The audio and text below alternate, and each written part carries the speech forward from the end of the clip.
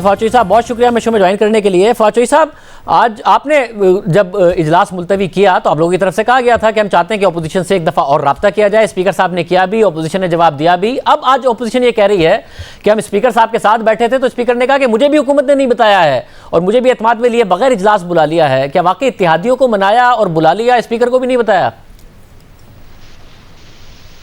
Speaker साहब को पता है और फिर प्रेसिडेंट साहब इजलास बुलाते हैं, जॉइंट सेशन जो होता है, तो ज़ाहिर है स्पीकर साहब को जो है वो पता है। शायद उस वक्त जो है वो उनको पहले उन्हें उस वक्त ना पता हो, लेकिन ज़ाहिर है स्पीकर के एतमाद के बगैर तो इजलास जो है वो हो नहीं सकता। लेकिन मैं यहाँ पे कहते बीच में आपको बात भी वाज़ेह कर दूँ शुरू में, आज भी अपोजिशन की मुलाकात हुई है स्पीकर साहब के साथ और ये बड़ी खुशाइंद है।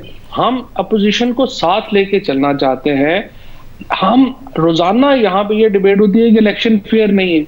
हम ये चाहते हैं कि अपोजिशन हमसे बैठे और हमने अपना जो हमारे समझ में आया है हमने अपने रिफॉर्म्स दिए हैं। अगर अपोजिशन समझती है कि ये रिफॉर्म सही नहीं है, ऑल्टरनेट रिफॉर्म्स हैं, हम आपके प्रोग्राम में कम से कम 10 बार ये बात मैं कर चुका हूं कि अपोजिशन अपनी रिफॉर्म्स लेके आ जाए। अब भी हम ये कर रहे हैं आज स्पीकर साहब के मुलाकात के बाद कि जो इलेक्टोरल रिफॉर्म्स का एजेंडा है उसमें से सिर्फ जो हमारा ईवीएम है, इलेक्ट्रॉनिक वोटिंग मशीन, और जो ओवरसीज पाकिस्तानीज को वोटिंग राइट्स देने का है, ये दो कल हम अप्रूव करवाएंगे। बाकी एजेंडा हम फिर होल्ड कर रहे हैं ताकि अपोजिशन के साथ हम गुफ्तगू करके आगे बढ़ सकें। ये दो हम क्यों पास करा रहे हैं? ये दो हमें इसलिए पास कराने की जरूरत है कि इसके ऊपर एक बड़ी जो तैयारी है वो चाहिए, और अगर हम इसको पास नहीं कराएं और बाद में इसको लेके जाएंगे तो वो वक्त ही खत्म हो जाएगा जिसमें आपने तैयारी करनी है। लिहाजा ये पास कराना जरूरी है। बाकी हम दोबारा अपोजिशन को कहना चाहते हैं वो आए बैठे और बड़े रिफॉर्म्स के ऊपर अपोजिशन और हुकूमत को मिलकर आगे बढ़ना चाहिए। मतलब अगर जो कानून साजी के लिए, क्योंकि आपने कहा था हम अपोजिशन से रब्ता करेंगे, अगर कानून साजी हो भी जाए तब भी आज भी अपोजिशन ने कहा है कि भाई जब अगर कानून साजी मुतनाज़ होगी तो इलेक्शन भी मुतनाज़ रहेगा और इस पर अमल दरामद नहीं हो सकेगा। तो बेहतर नहीं था कि इस पर भी उनसे पहले बात ही कर लेते, अगर कोई कंसेंसस हो जाता, क्योंकि स्पीकर ने रब्ता किया हुआ था और राब्ते बहाल हो गए थे। मसला दो प्रॉब्लम्स हैं हमें। एक तो पहली बात असूली तौर के ऊपर आपकी बिल्कुल सही है और ये बात कंसेंसस से होनी चाहिए और सबको मिलके करनी चाहिए।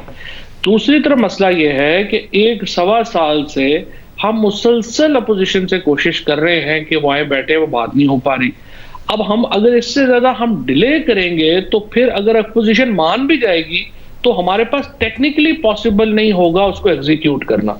लिहाजा हम चाहते हैं कि हमें टेक्निकल नॉकआउट ना हो, बाकी हम अपोजिशन के साथ बैठ के ईवीएम के ऊपर भी, आई वोटिंग के ऊपर भी, और एक और देखिए ना जो प्रॉब्लम है ओवरसीज पाकिस्तानीज को वोट देने का जो मामला है, हमारा मंशूर मुख्तलिफ है पीएमएल से और पीपल्स पार्टी से।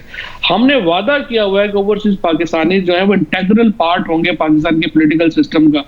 नॉन लीग कहती है और पीपल्स पार्टी कहती है कि उनको नहीं होना चाहिए। अब ये हम देखिए, हमने तो अपने मंशूर के मुताबिक आगे जाना है ना, उस पर तो हमारा इख्तलाफ बरकरार रहेगा, लेकिन जो बाकी सारे मामलात हैं उसके ऊपर हम अपोजिशन के साथ बिल्कुल खुले दिल के साथ बातचीत करने को अब भी तैयार हैं। कल फिर बैठेंगे, परसों फिर बैठेंगे। साहब, और आज इलेक्शन कमीशन के हवाले से पहले ये रिपोर्ट हुआ कि आपने वहाँ पर माफ़ी मांगी है और आपसे कहा गया है कि आप रिटन में माफ़ी दें, मगर क्या इसके बरक्स है बात, आपने माफ़ी अंदर नहीं मांगी है और आप रिटन में भी माफ़ी देने का इरादा नहीं रखते हैं?